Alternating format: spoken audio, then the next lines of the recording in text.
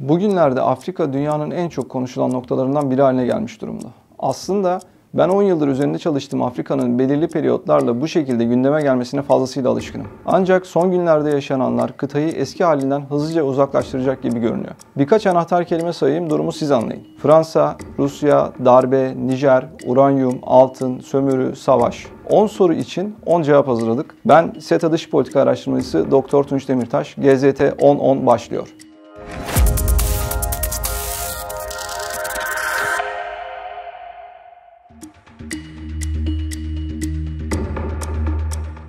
Afrika'da bulunan 54 ülkenin küresel sistemde birçok farklı ülkeyle çeşitli düzeylerde ilişkileri mevcut. Bu ilişkiler birçok farklı alanda kendini gösterse de Afrika'daki güçler dengesini özetlemeye çalışacağım. Şimdi bu noktada aslında iki ana başlık oluşturabiliriz. Birincisi eski sömürgeci ve emperyal güçler, ikincisi ise bölgesel aktörler. ABD, Çin, Rusya, Fransa, İngiltere, İspanya, Portekiz, Almanya, İtalya, Belçika eski sömürgeci güçleri temsil ederken Türkiye, Birleşik Arap Emirlikleri, Suudi Arabistan, Hindistan ve İran ise bölgesel aktörler sınıfında değerlendiriliyor.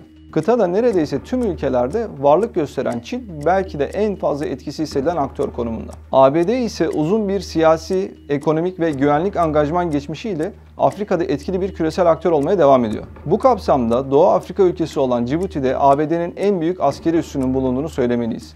Aynı zamanda Nijer'de ABD'nin Afrika'daki en büyük ikinci askeri hava üssü de bulunuyor. Ve bu askeri üs oldukça kritik bir role sahip. Fransızlar ise daha çok Batı Afrika'da etkili olmakla birlikte doğuda Cibuti'de, kuzeyde Fas'ta ve çeşitli ülkelerde etkilerini sürdürüyor.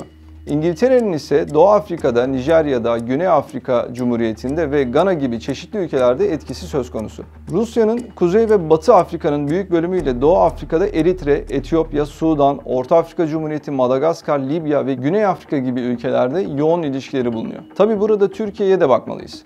Türkiye'nin kıtada 44 büyükelçilikle diplomatik varlığını gayet güçlü olduğunu söylemeliyiz. Daha çok Kuzey, Batı ve Doğu Afrika ülkeleriyle ilişkileri ve angajmanı derinken Somali ve Libya'da angajmanı oldukça net bir biçimde öne çıkıyor. Elbette kıtada bulunan aktörleri daha fazla sayabiliriz ancak temel aktörler bu şekilde ifade edilebilir. Ayrıca bu ülkelerin etkileri sadece belirtilen ülkelerle sınırlı değil. Diğer Afrika ülkeleriyle de çeşitli düzeylerde siyasi, ekonomik ve insani işbirliğinin bizzat yürütülmesi söz konusu.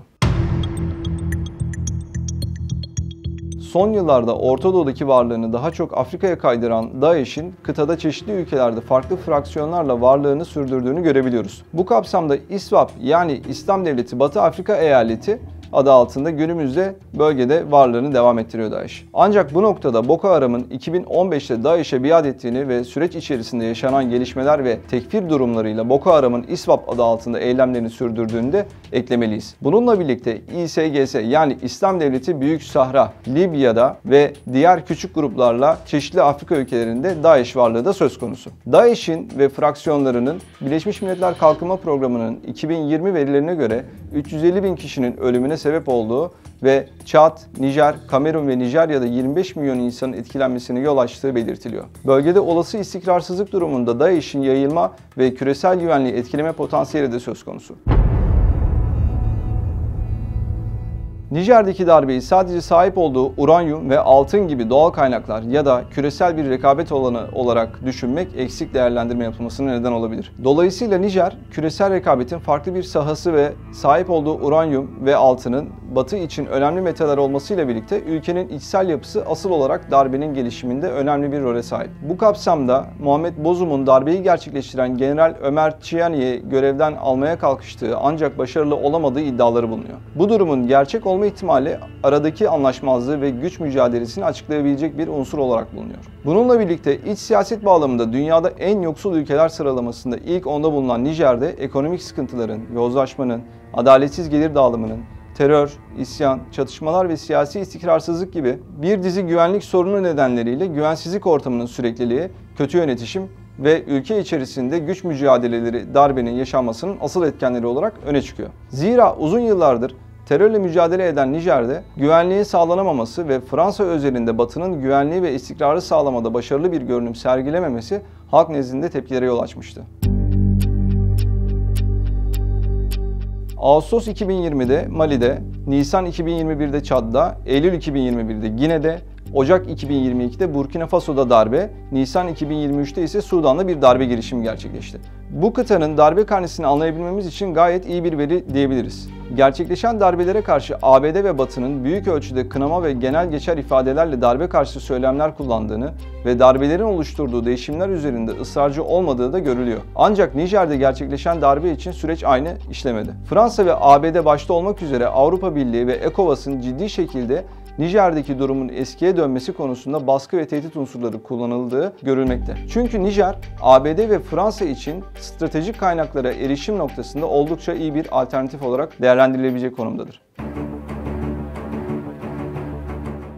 Darbelere ve Afrika'daki Batı'ya ilişkin kamuoyu görüşleri belirli bir ülkeye, tarihsel bağlama ve her bir darbeyi çevreleyen özel koşullara bağlı olarak önemli ölçüde değişebilir. Ancak darbelerin demokrasi bağlamında halkın tercihlerine saygı duymaması söz konusu olmakla birlikte hangi koşulda olursa olsun yanlış olduğu da bir gerçektir. Sahel bölgesinde darbeci generallerin sayıları giderek artarken aynı zamanda darbeciler varlıklarını meşrulaştırmak için Fransız karşıtlığı üzerinden söylemler de kullanıyor. Bu söylemle birlikte bölgede varlığını Wagner üzerinden ve çeşitli araçlarla genişletmek isteyen Rusya fırsattan istifade etmek istiyor. Sahel bölgesindeki darbeci generaller Fransız karşıtlığı üzerinden söylemler kullanarak uluslararası ilişkilerdeki küresel rekabetten de fayda sağlamaya çalışıyorlar. Bu şekilde darbeciler varlıklarını meşrulaştırmaya ve konumlarını konsolide etmeye çalışıyorlar. Ayrıca bölgedeki darbe ile yönetimi ele geçiren diğer ülkeler ittifaklar oluşturarak kendi açısından dengeli bir durum oluşturmaya da çalışıyorlar. Sahel bölgesi olarak da anılan Sahel kuşağı, Afrika'da batıda Atlas Okyanusu'ndan doğuda Kızıldeniz'e kadar uzanan geniş bir bölge. Bölge temelde Senegal, Moritanya, Mali, Burkina Faso, Nijer, Nijerya, Çad, Sudan ve Eritre'yi kapsıyor. Bununla birlikte Sahel kuşağı çeşitli etnik gruplara ve unsurlara sahip, kültürel açıdan çeşitlilik gösteren bir bölge olarak da öne çıkmakta. Etnik yapı ülkeden ülkeye değişebilmekle birlikte sömürgecilik döneminde oluşturulan sınırlar nedeniyle bazı etnik gruplar birden fazla ülkede kendisini de gösterebiliyor. Bu bağlamda bölgede Tuareg, Fulani, Hausa, Kanembo, Wolof, Songhai, Bambara, Fulbe, Zarma, Toubou, Mandinka ve Araplarla birlikte birçok etnik unsur yer almakta.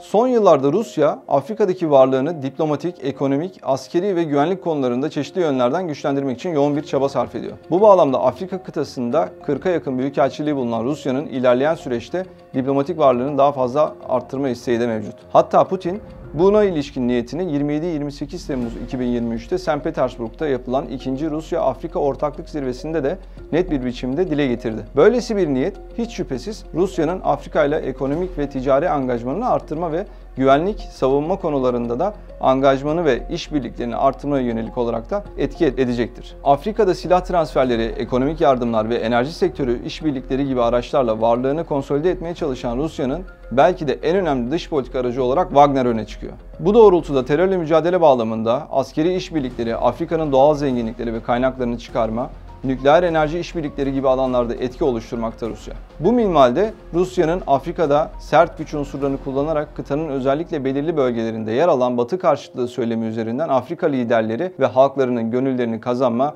yani yumuşak gücünü arttırma girişimleri de dikkat çekiyor.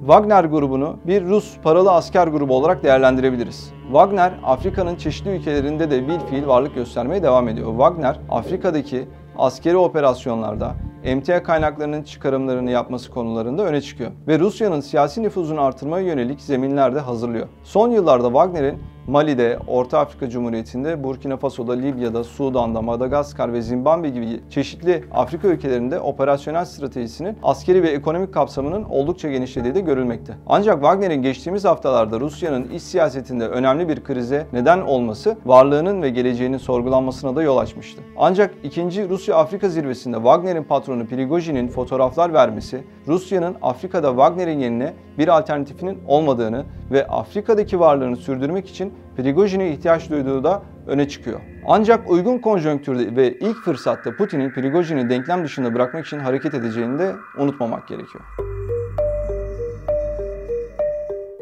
Uranyum, benzersiz özellikleri ve önemli kullanım alanlarına sahip olmasından dolayı ve altın değerli metal ve önemli bir yatırım aracı olması nedeniyle önemli olarak görülmektedir. Uranyumun birincil önemi, nükleer enerji ve potansiyel askeri uygulamalardaki rolüyle öne çıkıyor. Nükleer enerji üretimi için olmazsa olmaz bir element olan uranyum, enerji üretimi için daha önemli bir yakıttır. Daha önemlisi zenginleştirilmiş uranyum, nükleer silah üretiminde kilit bir malzeme. Ayrıca zenginleştirilmiş uranyum yani U-235 nükleer bomba yapımında kullanılmaktadır. Öte yandan uranyum sağlık hizmetleri için de kullanılıyor.